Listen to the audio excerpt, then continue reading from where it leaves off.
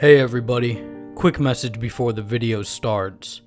I want to make sure you guys know that every like you leave on the video helps me become more discovered on YouTube. When it comes down to it, I strive for the best content possible over all else.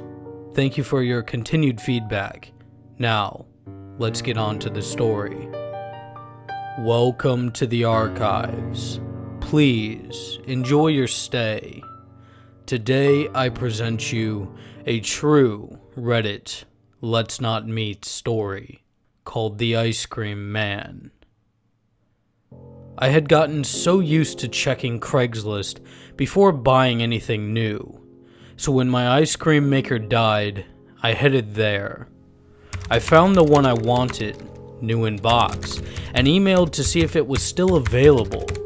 For some reason I assumed I was talking to a woman, and we made plans to meet up. I had gotten sort of careless about always meeting in public, and had agreed to come to her home, believing she had several small kids that made it difficult to leave home.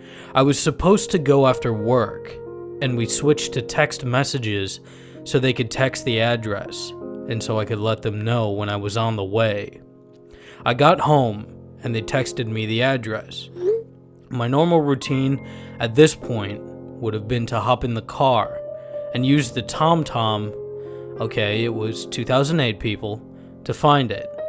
But since I had booted up my PC while waiting, I decided to just use Google Maps. I typed in the address, and it showed that a registered sex offender, violent sex offender, lived there.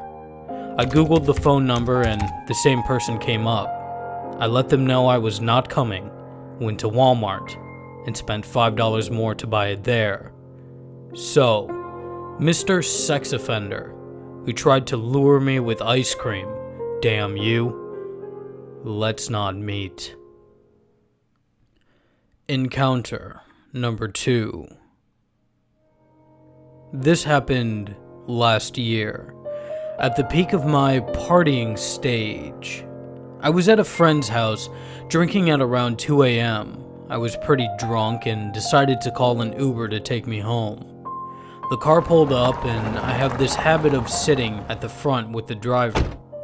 He was a young man, around mid to late 20s, and I don't remember too much about what we were talking about, but I do recall his compliments going from, "You're really pretty," to, "You're really hot."